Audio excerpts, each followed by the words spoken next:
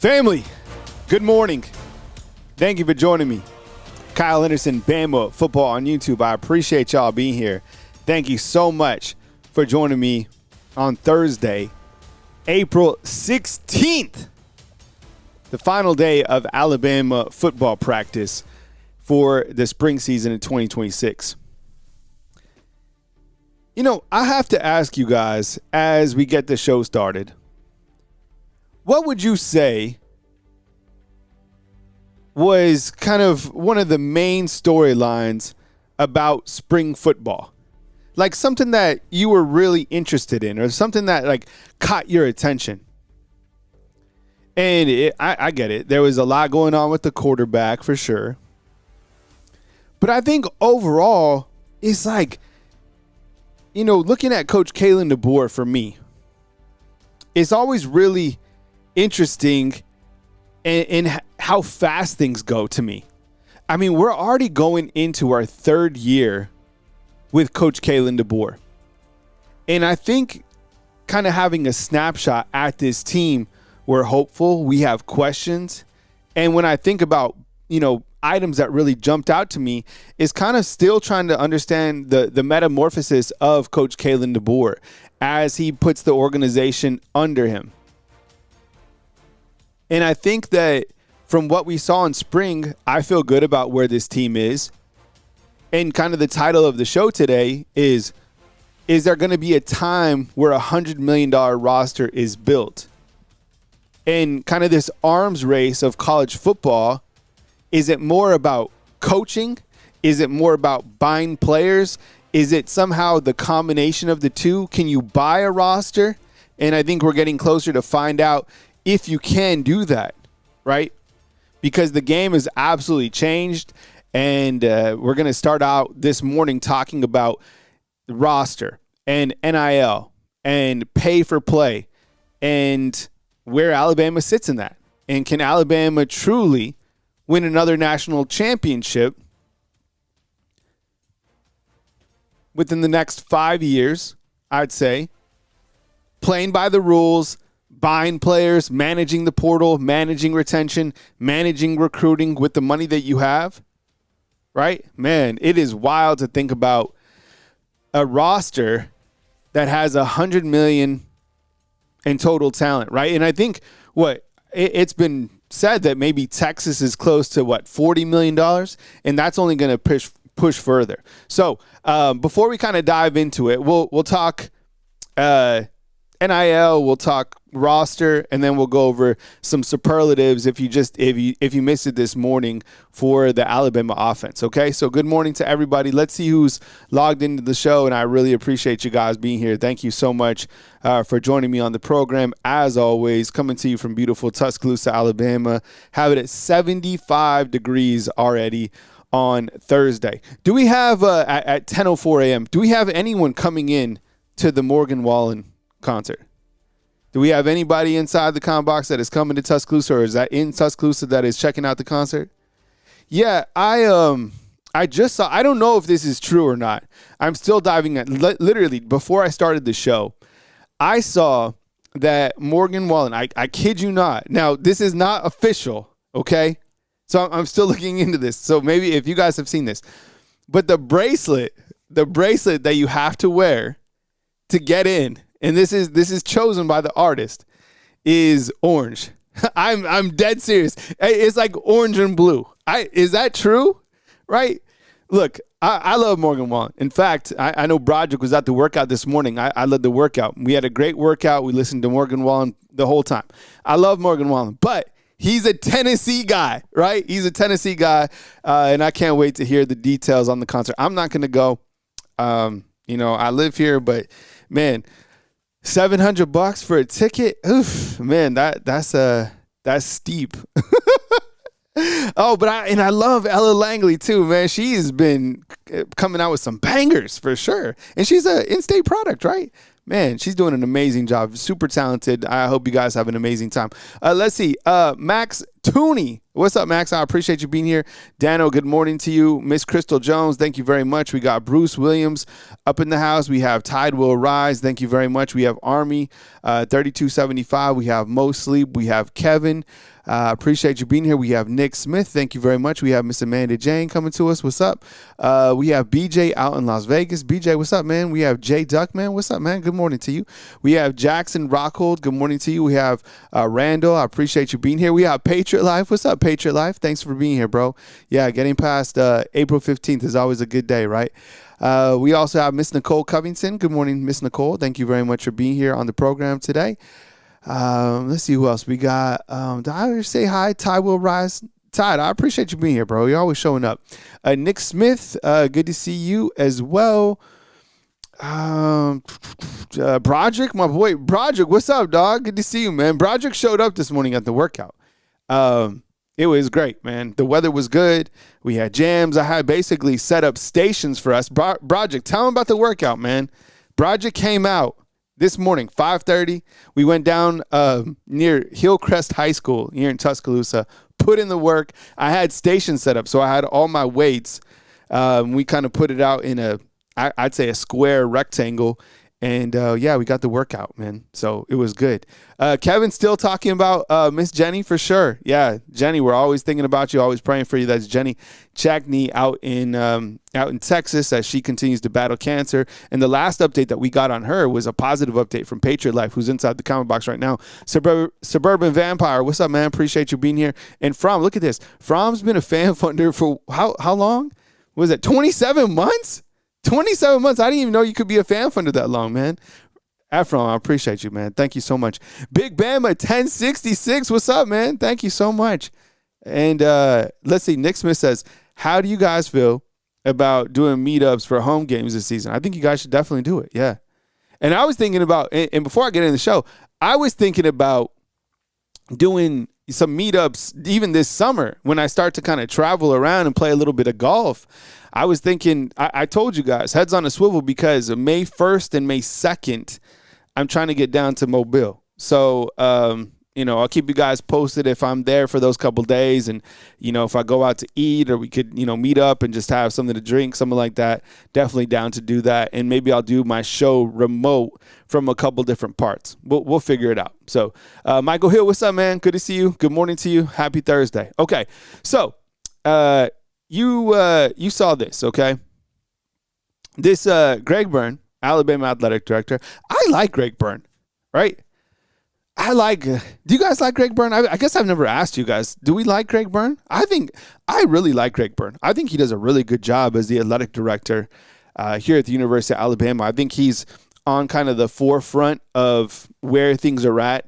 I definitely don't think he's behind. I think he's ahead. I think he does a great job representing Alabama. He does a great job representing college athletics for the University of Alabama. But I think he has good foresight, right? Like he's very visionary, 100%. That's how I feel about Greg Byrne. I've met him a couple times, nothing like personal, just seen him kind of around. And I think he does a really good job. That's just my take. You might have a different of opinion, but whatever. Okay, so yesterday there was a roundtable talking about kind of NIL in the space that we live in, right? So Carl Moore agrees, right? He's very competent, perfect guy for where we're at right now in the changing world of college athletics. And he says, in terms of kind of NIL, most at our level are far beyond the 20.5 million. That's kind of the cap because rules have been slow to be enforced, right? We're on top 5 budget. And there's pressure, immense pressure right now because every coach doesn't think they have enough to be competitive. I 100% believe this. Can you imagine right now Alabama trying to play by the rules, right? And I'm sure everybody's past that 20.5. But let's just discuss, the two breadwinners, which is the football program and the basketball program. And those are the sports that generate the most money, clearly football by a large margin. But can you imagine Kalen DeBoer and Nate Oates and Greg Byrne in a room? And they're discussing this 20.5 and how that should be distributed. And clearly Nate Oates understands that football is the one that drives the bus for everybody. But can you imagine looking at other programs and being like, come on, man. Everybody is way past this 20.5 million. And we've heard programs come out and say that that's not even enough. Like 20.5 is nothing. And that's what the schools can distribute to the players. That doesn't include NIL. Okay. So that's one particular area. And that's going to raise. I mean, I think right now that will probably be raised like in another 3 to 5 years. That's probably going to go up to us. I would suspect, family, that probably goes up to, what is it, like 30, 40, maybe close to $50 million from just what the schools can pay. And that's why I'm saying $100 million rosters, because I think at one point you're going to have the schools being able to pay a significant amount to all of their students. And then you're going to have on top of that, whatever, your NIL collective can put together. And I put this graph together just so you can, kind of visualize it. And I think right now, to the left, each college can distribute 20.5. Now, that's to all sports. So let's just say football takes, 85%. We don't know the exact breakdown. We really don't. We can just estimate. And I still find it really interesting that even though they're public universities, we can't see like where the money is going to which players, because you can clearly find out, right? Like how much a teacher is making. Like if you wanted to find out like how much a professor is making, you can find that out. But in terms of a student, and I think that's the interesting part right now, is the student an athlete, or are they like a part of the staff? Or they are a student? I don't know. But I think when you look to this middle column right here, the NIL is the wild card. And it's estimated that these particular schools are spending the most, right? Texas A&M, LSU, Oregon, Texas Tech, Miami, Indiana, Ohio State. And we've all seen, those teams do really well over the last couple of years. And I have a graphic to kind of show you what they've done over the last couple of years. But that's on top of the 20.5. So whatever these schools are bringing in, now you're getting close to whatever, that money's going into the football program, just for example. And the far right is like $100 million roster coming. And where does that leave Alabama? Are they going to get left in the dust? Can Alabama continue to raise the funds in what is now, let's just call it what it is, an arms race, right? Like, and it is absolutely an arms race. And I think when you hear somebody like Courtney Morgan, who just gave an interview talking about this, programs are probably spending more than $40 million to build a championship roster. $40 million. So, okay, 16.5, let's say that Alabama can put to their football team that the university can pay. And then how much extra is NIL giving to the players, right? How much is being raised there? But I think that $40 million number is right now tied to Texas. And Texas is probably at the highest level right now, close to $50 million. And Courtney Morgan goes on to say, you never really know what schools are spending, right? You don't. Nobody does. I mean, wouldn't it be wild to see like Texas spending close to $50 million in total and Bama spending close to like, I don't know, 30, and then Bama still beating the brakes off Texas, right? That's crazy because there's such a wide margin. And I don't necessarily feel, I think you can get the best players for sure. You can get a lot of top tier players. You can buy, 5 stars or whatever. But I don't necessarily think that you can buy a championship. I still don't. And before I get to that and show you kind of what those teams have done over the last couple of years, what is Alabama doing right now to kind of get in the game? And from what I've seen, and I'd love some feedback right here, if you guys could help me out. From what I've seen, how are they trying to raise kind of that NIL? So the first example is something that's taking place this weekend with Morgan Wallen coming in, right? How many go to this concert? Let's say, 90,000? Are 90,000 going to come? Probably. And I would imagine Morgan's going to take his, and then the university is going to get their cut, and that's going to go to NIL funds, right? So, I mean, that's a ton of cash, millions and millions, right? Another way is clearly sponsorships. You've seen Build Giants. That's a relationship that Alabama actually has with the U.S. Navy to build warships, right? So that's another sponsorship area. And then I think the third area where you're going to see, and this is in the future, I think field logos and jersey patches. Like, that's definitely coming. And that's going to go to the university and, of course, to the players, right? Like jersey patches. It's coming. Like LSU has already showed you what it's going to look like. I could imagine like a Golden Flake logo, right? You could have, I don't know, Alex Shinara on the field or whatever. Jay Money's asking who's performing. So you got Morgan Wallen is coming to Tuscaloosa this weekend. Him and Ella Langley, and there's someone else. It's going to be an amazing concert. So if you have the opportunity to be here, if you're coming to the concert, enjoy it for sure, right? Is there another area right here that we're missing where Alabama could still like try to, stay in the game? Does Alabama have like somebody like a Mark Cuban? Do they have? I've always wondered this. So Alabama sent all these guys to the league, right? Tons of guys. No, I'm not going to the concert. No, I'd love to, but no, it's not my time to see Morgan Wallen. So it's cool. I hope everybody has a great time, but I'm personally not going. Even though I'd love to. You know what? I haven't been to a concert in like decades. I'm not a big concert guy. I love live music, but I don't go to like concerts. But what else do you think could be an area where Alabama like gets involved in? And I was always wondering how much money do you think former players that are in the NFL are contributing back to like Yay Alabama or giving money back to the university? Do you think it's a large majority? Do you think it's like multi-millions, right? So, for example, I don't know, like let's say, Tua signed a gigantic contract. Is he giving back X amount to like Yay Alabama? Do we know that? Who else has signed like a monster contract? Like Will Anderson recently, like, the quarterbacks, Ty Simpson, I'm sure he's going to be a first round guy.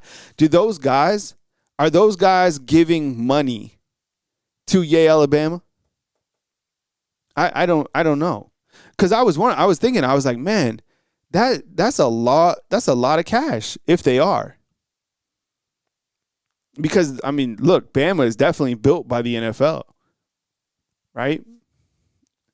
I mean, Bama has sent so many guys over the last couple seasons into the NFL. It is just, it's always amazing to me. Okay. Before we continue, I have to ask you guys, and, please support the sponsor that supports me. Can you guys still see me? I'm down here. Thank you so much. The show is presented to you today by Prize Picks. Okay, so play $5, get $50 instantly in your lineup. And today, I am asking you about receiving yards for a couple guys that we have on the screen. Okay, so let's stay on this top level. Okay, so first of all, does Travis Kelce, does he catch for more or less than 674? 674 this season, more or less. I'm definitely going to say less. I think Travis Kelce is done, so I'm going to say less. Okay? All right.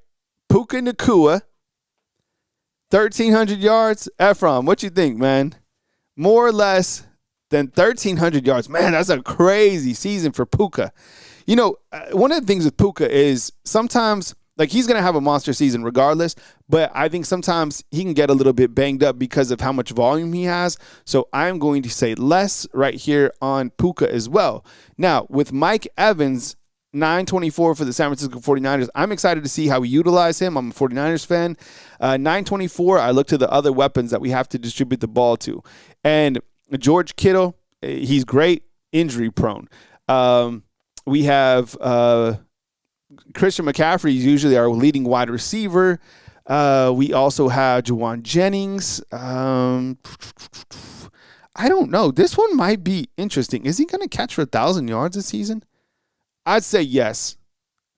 And I don't know about this one. But anyways, use Prize Picks. The promo code is HMA. Play $5, get $50 instantly. Remember, Prize Picks is the best place to win cash while watching sports. I appreciate you guys supporting them as they support me right here on Bama Football on YouTube. Yeah, I don't know if Puka catches for 1,300 yards, man. That's a lot of yards. um, but what else? Like, how else could Bama raise money? You guys are saying isn't the Yellowwood, isn't he more Auburn? I think he's more Auburn than Bama. So how about this? The other guy that is not mentioned on here, I mentioned former players, right? Giving back. But what about Sabin? Seriously. I mean, he's close to being a billionaire, is he not? Right? I recently read an article, was it last year that it came out in Forbes? And because of all the great acquisitions and movement that Sabin has made, I mean, shoot, he's co-owner of the Predators. And while Alabama right now is paying Sabin $500,000 a year, I don't know how long that goes for. Does Sabin now invest? And this is why I would believe that this makes sense. Stay with me here. Sabin loves Tuscaloosa, okay? And he has a lot of investments here. He's building the beautiful STEM center here, the Sabin Center, right, which is for students and teachers. It's going to be amazing. Theater, it's amazing. The economy is completely connected here to the football program. So the one person, right, that can help Alabama out would be Sabin. And if he somehow pulls out of like being paid. And maybe that's why Byron is saying inside the comment box, Sabin can't give money right now because he's getting money. But maybe if that stops and then he becomes the biggest investor into Alabama, I mean, there's your billionaire, right? I mean, he's the biggest Alabama football fan. And I agree. I think that Sabin, the smart play would be right now, it's great to have him on payroll because he's a great advertisement for Alabama every single time he's on game day. But you take that off, and now Sabin can reinvest back in the university, back into NIL, and there's your billionaire. So that's kind of what I was thinking. Do you guys have any other ideas how Alabama could fundraise, right? How they could bring in more money for NIL? Because it's an arms race right now, 100%. And I think the money has to be distributed between these three areas. And I'm just talking football right now, but I think it spills over into all sports. Recruiting is not cheap. But I do feel that you have to readjust the money that you're giving to younger guys coming in. You're always going to have to pay, high money for a Cedarian Morgan, for a Crowell. But I have a hard time paying the most money to these freshmen when they're just getting developed here and then they can go somewhere else when they're developed, right? To a Miami, to a Texas or whatever. I think that you really have to focus on this middle part right here. And the retention is not an exciting headline, right? Because I think that for retention, you have to spend money here to keep the guys together. I keep on, if you listen to my shows, and you obviously do if you're here, but that freshman class and sophomore class, we need to put the funds back into them to make sure that these guys continue to stay here, right? So that retention is so important. I thought it was big for this year. It'll be absolutely gigantic in these next 2 years, right?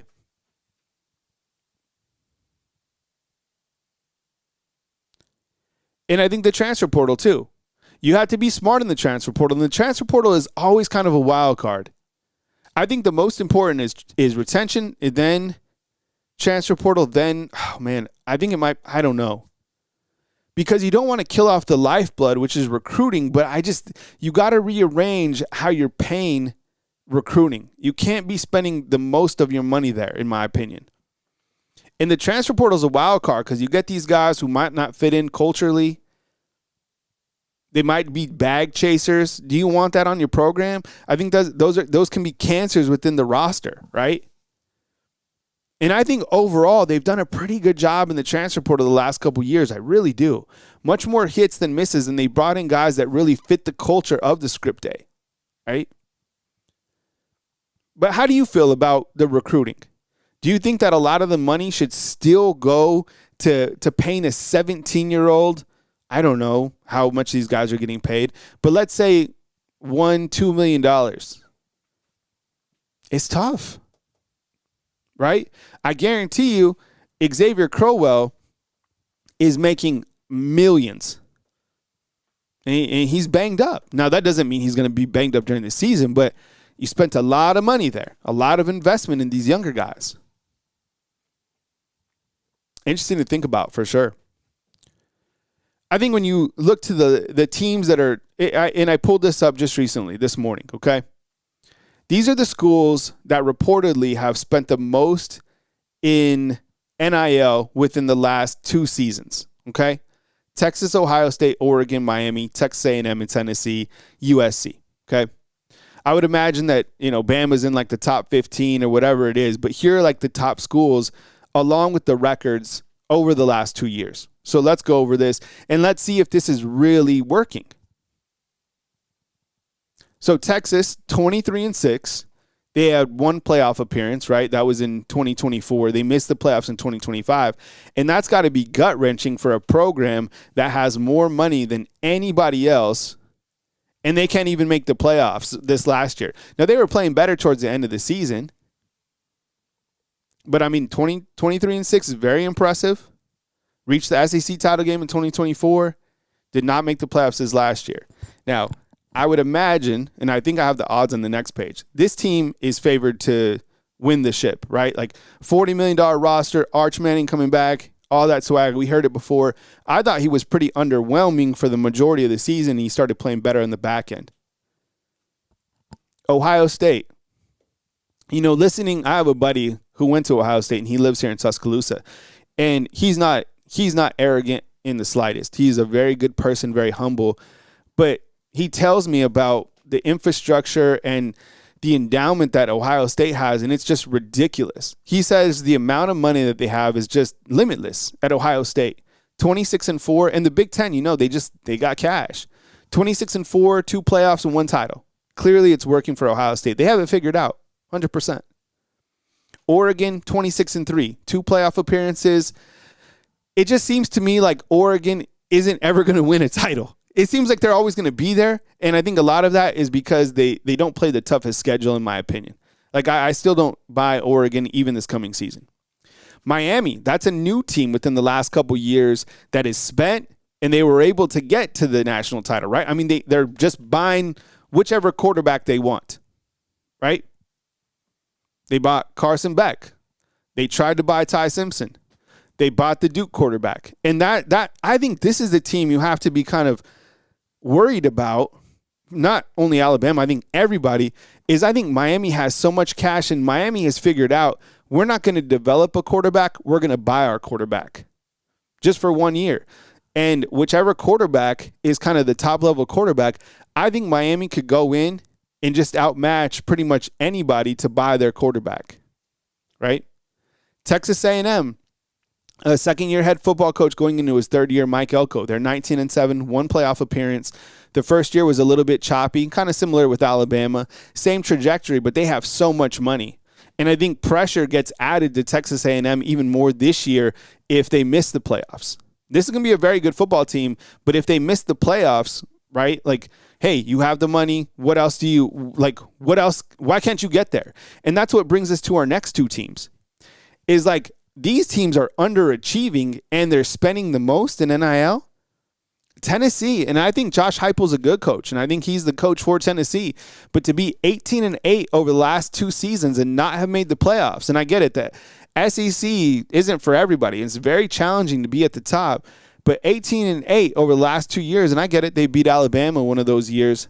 But to not make the playoffs, I think is a red flag for sure when you're looking at kind of these data points. And then the biggest one, and I still can't believe that nobody talks about this more, but USC. And I think that when you look at the numbers and you see that USC is spending the most, among the most money in NIL, Lincoln Riley is reportedly getting paid, what, like 10, 11? We can't really know because it's private, right? Oh, Tennessee didn't make the playoffs. Yeah, the first year, 2024. Yeah, we could edit that right now. One playoff appearance, thank you. But I think kind of continuing on to USC, right, and then good catch on that. I appreciate it. USC being 16-10 over the last 2 years and paying Lincoln Riley whatever he wants. You know what I'm saying? That's crazy. And he still retains his job. So I say all this to say, where is Bama keeping up with these teams, or are these teams passing Bama? Okay, that's our question right there. Okay, so let me ask you inside the comment box. That's our question. Are these teams, programs, passing Alabama? Yes or no? And we're framing it in the world of like this NIL space. That's how to look at it. Are these programs, and I get it, some of these programs just have oil money. Some of these, how does Miami have all this money? I'm dead serious. I'm not playing like dumb here. How does Miami have all this cash? And I didn't even put like like two other programs that I think you could put on this next year, LSU and Ole Miss. Ole Miss has all this cash? LSU is probably up there with Texas this year in terms of their roster value, right? So are these programs, wow. So right off the jump, 82%. That's very interesting to me. And I don't know. Yeah, Michael says drug runners. I don't know. Private endowments. Nick Smith, like he's with Michael. He's like drugs. Because I didn't see Miami. I saw all these other programs. Come on. Texas, Ohio State, Oregon, Nike, A&M, Oil, Tennessee, USC. I get those, I guess. But I was like, really, Miami? I mean, Miami's obviously a major city, but still. And then I correlated this last screen right here with the odds to go into this season, right? And these are just odds I pulled out to win the college football national championship. You have Ohio State plus 600, Texas 750, right? Teams that are up there. Oregon 850, Miami 1200. These are all the top teams. It gets a little bit lower when you go to A&M, USC, and then Tennessee. But still, you can see the teams that are in the highest NIL are the teams favored to win the championship, right? Or at least the best odds.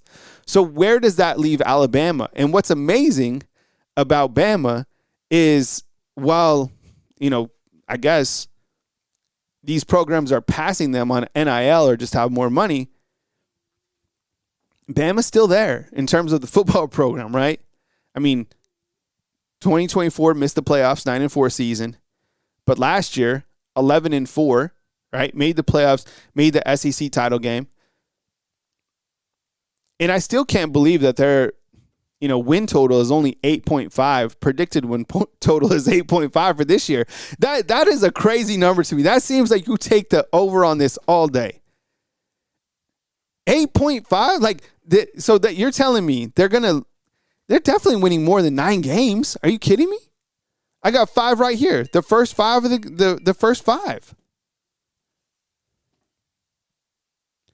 And then to win the championship, plus what, 2,500. So a little far out. And I can understand why. It's a new offense. You return defense, but I think probably that offense is a real reason why people, doubting Alabama. So I don't know. These programs are certainly catching up to Bama. Maybe they've passed them from the NIL, but have they passed them from like a football perspective? I guess we'll have to see. That's what also makes this year so pivotal for Alabama football is I think we'll have some real data points after this year in terms of, where is Coach Kalen DeBoer with this program? Where is Alabama within the NIL, right? All those elements will certainly come into play. Really fun to talk about. All right, I appreciate you guys being here. Thank you so much for joining me on the program. If you missed it this morning, I went over some superlatives as Alabama kind of gets towards the end of spring football, right? This is their final day of spring football. So I'm going to go over those one more time and kind of reiterate some things in case you missed it. And I start out with this question, and I would love some feedback on this inside the comment box. And I will start a new poll question for this because I think it is absolutely, I'm so intrigued to get your take on this, okay? So my first kind of question and thing that I'm thinking about, a superlative, is the quarterback that starts the first game of the season. Who is that? So who starts the first game of the season versus East Carolina? All right.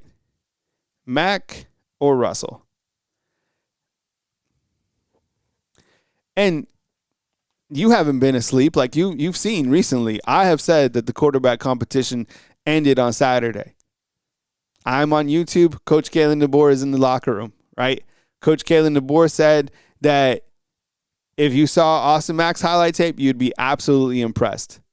And 73% of you right now are quick to vote that Keelan will be the first to start.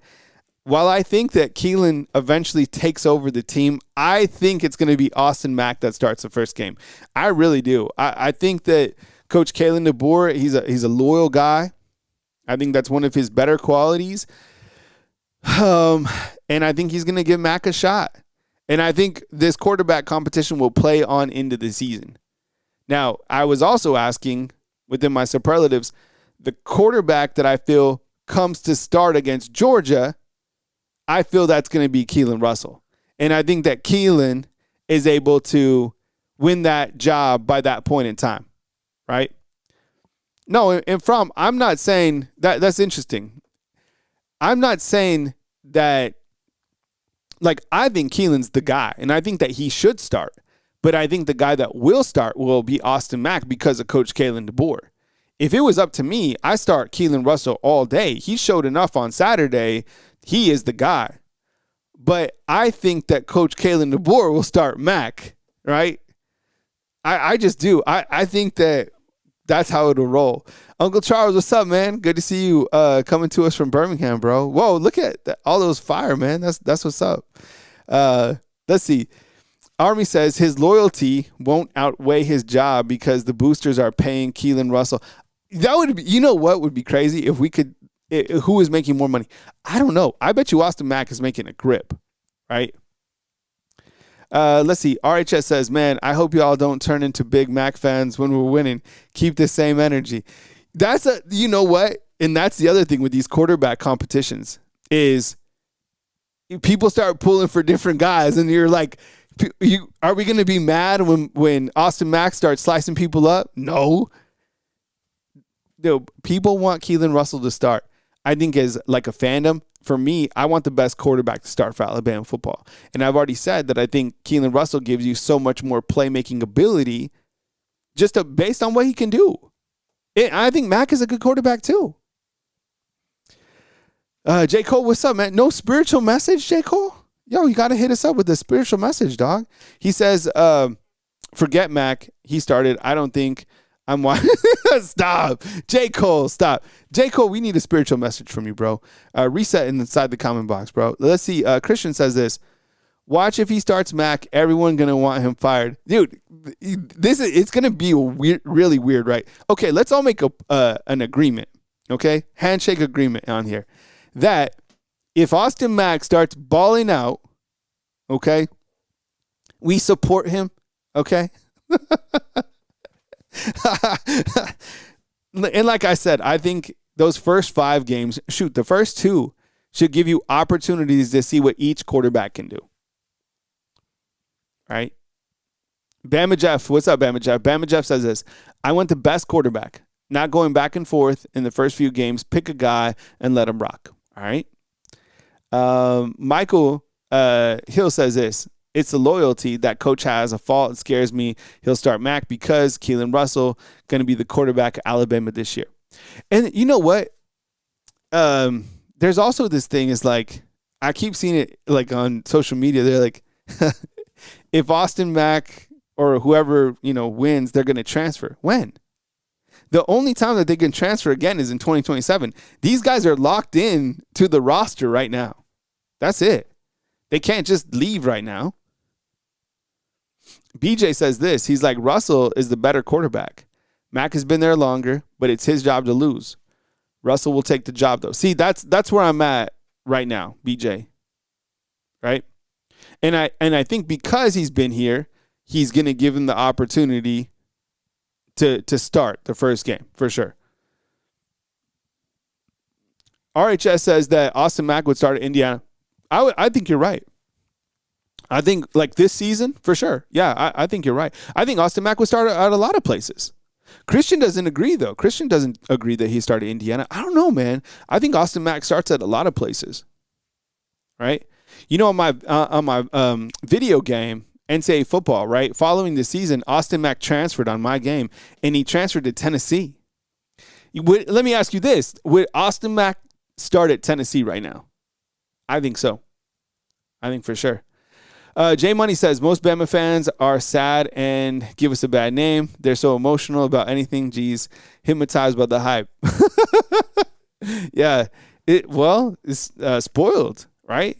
You just win. Yo, and I'm telling you, 2020 is not yesterday. Those titles that the coaches are showing and that the players are messing with, though, they're dusty. They got to dust those all the time. All right? Keelan Russell is and will be the impact on the offense, and that's what we've been missing, says Tez World. What's up, Tez World? Thanks for joining us. Nobody talks about the dime, the Austin to the Ryan. Yeah, downfield. Yeah, that was a really nice pass, man. And who was that, Nick? We were talking, I think that we were talking about it yesterday. Against Indiana in the Rose Bowl, Austin Mack comes in and just fires an absolute laser. Was it to Jeremy Bernard on the right? Right? RHS says this. Kyle, my next question. If Keelan Russell plays and doesn't have a good season, does that make him transfer? Is that what you're going to say? Let's see. If Keelan Russell plays and doesn't have a good season, does that make him? Well, no. I think that this is a situation that could happen, okay? Austin Mack, if he wins the job, we rock with him. He kills it. He has a really great season. Keelan Russell comes back for his redshirt sophomore year, and he's just the guy. But the thing is, there's going to be competition, as there always is, because Jet is going to grow up, and if Elijah Haven commits next Saturday, then he's going to be in the equation as well. It would be the craziest thing if we go through this, the next 2 years and Keelan Russell isn't the guy at some point in time. Like, he's going to be the guy. But wouldn't that be shocking? That would be like the biggest storyline ever. So, again, to recap, I personally think because of Coach DeBoer and his loyalty that he's going to start Austin Mack against East Carolina. Like, start. Somebody's got to take the first snap. I think it'll be him. I do feel that Keelan Russell is the quarterback that starts against Georgia. Those are my predictions, right?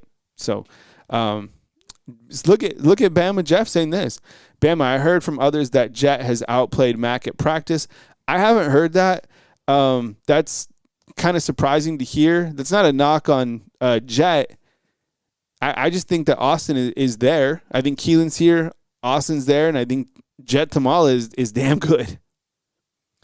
Like I said, I used to work at the Elite 11, and I reached out to somebody over there, and I was like, what do you think about Jet Tamala? And they're like, love him. Love everything about that kid, for sure. Wouldn't that be the wildest thing if he came in and he started, right? Can you imagine Bama fans? What would Bama fans do? All right. I just posted a shorter video as this program was live about who is the most dynamic playmaker on this team. Who is the most dynamic playmaker on this team? By the way, you voted and you said 56% of you believe that Keelan Russell will start against East Carolina. Okay. So my next deal is, I'm asking you, who is the most dynamic player on the offensive side of the ball? Most dynamic player. And for me, this was easy. Oh, Christian, I'm talking about offense. But yeah, I love me some ZB, dog, for sure. So the question is for you inside the comment box. Most dynamic offensive playmaker that Alabama has. This was too easy for me. It's Ryan Williams. It's Ryan Coleman Williams. Look, the guy has had more crazy storylines than anyone we've had over the last 2 years, right? He just has. What he did in year one was bananas. The things that surround him are bananas. I have never seen anything quite like it. It's been fun to cover. And it's straight up crazy. Right? I have never seen anybody in my life go through these type of things that Ryan has gone through, man.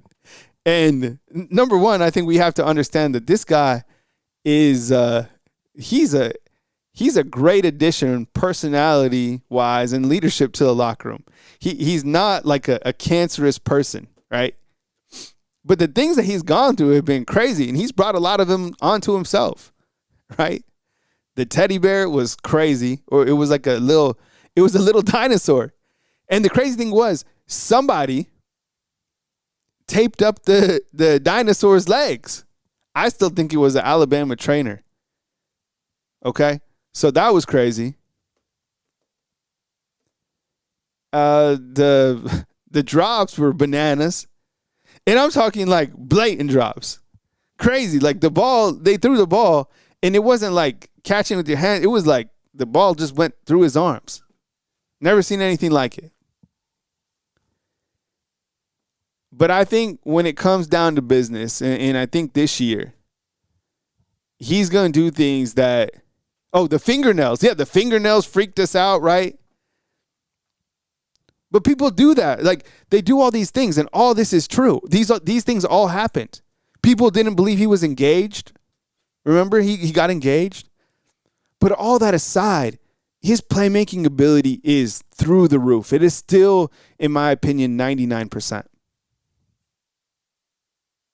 And I think this year, he's already showcased that a little bit in the springtime, scoring 3 touchdowns in the first scrimmage, doing really well in A-Day, catching 2 nice passes.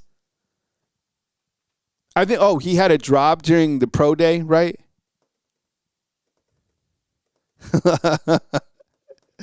Broderick, are you laughing because of the nails?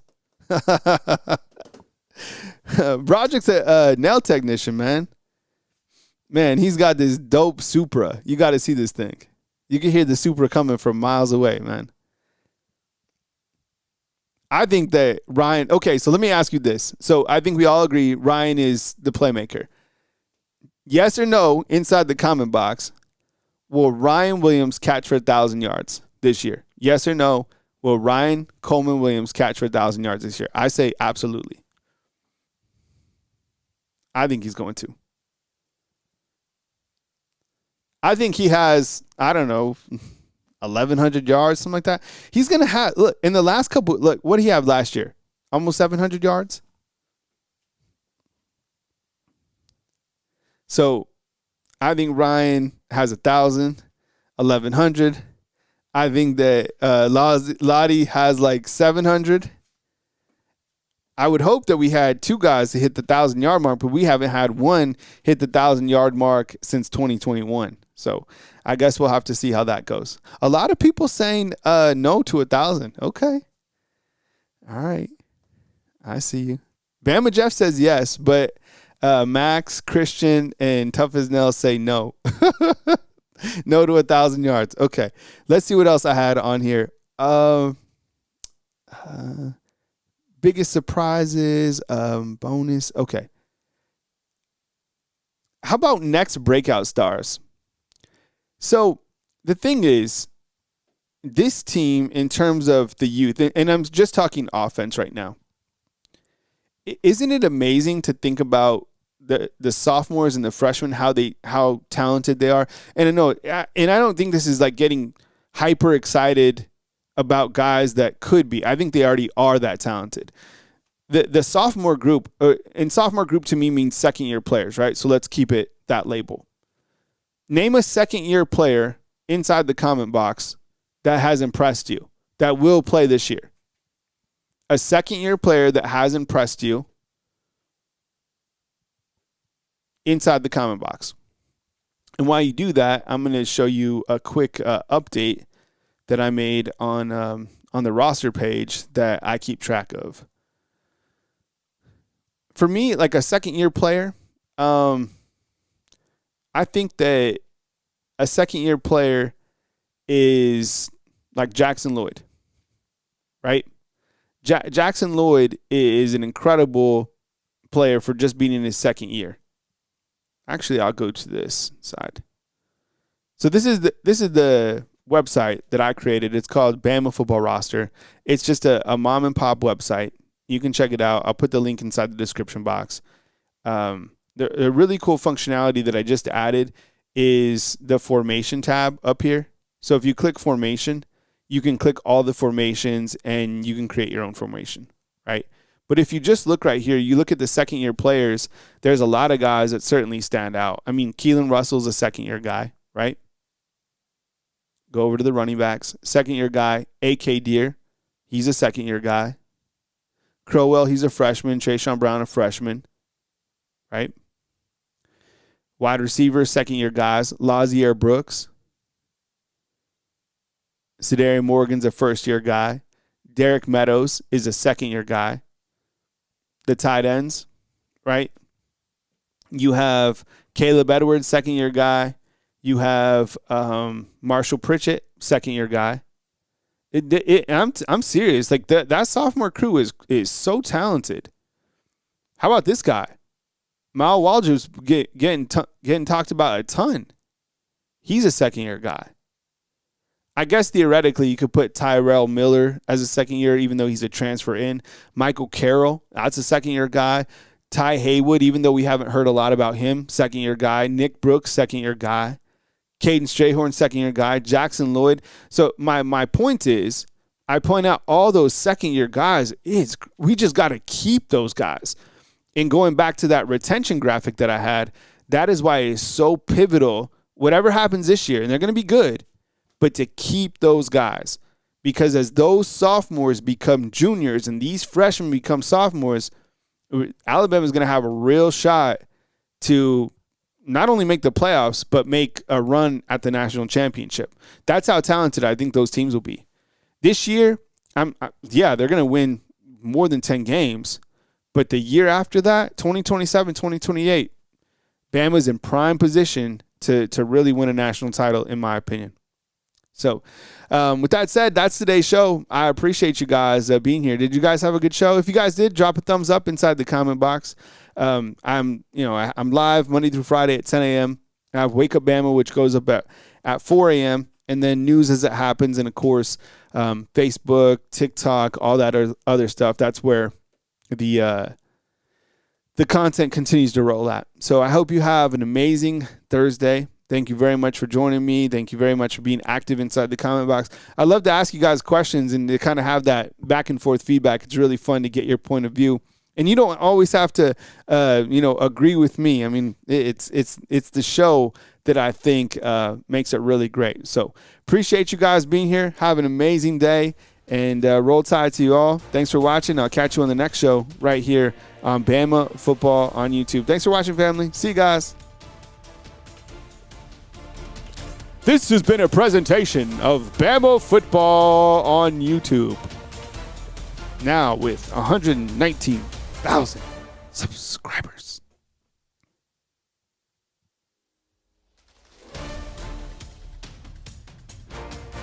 What are you guys doing for lunch today? We had, I know you guys have been asking about some of those cooking shows. Last night, man, I'm serious. It was, let me see if I can bring this to the screen. I'm telling you, you know what? And I didn't take a picture, and I should have, of these burgers that I made, like when it was all put together. I'm telling you, it was amazing. Check out these burgers by Chef Henderson over here, okay? Look at this. Oof, man. These were incredible. So they were just simple burgers, nothing special. But we put the cheese on and we toasted the buns. I'm telling you, these burgers were hitting. So that was yesterday at the Henderson household. Yeah. Jay Money, I appreciate that, man. Do those look good? Look at that. And you know what? There is nothing better. There is nothing better than a burger on the grill. I'm serious. There's not. Yeah, I'm talking like burgers. You could do burgers a bunch of different ways, but like a burger on the grill, that's how you chill, right? I'm telling these slapped. Yo, turkey burger. I'm not mad at I like ground turkey. But these burgers were dope. So I don't know what I'm gonna do today. I think we might do some fish today. We'll figure it out. Charcoal's great too, man. I had a charcoal grill for a long time, and right now I'm just rocking the gas grill. But charcoal's great. I love charcoal too. Tough to beat, huh? That flame kiss, man. All right, fam. Enjoy your life. Enjoy your day. Enjoy your food. Stay close to God, and we'll catch you soon next time right here at Bama.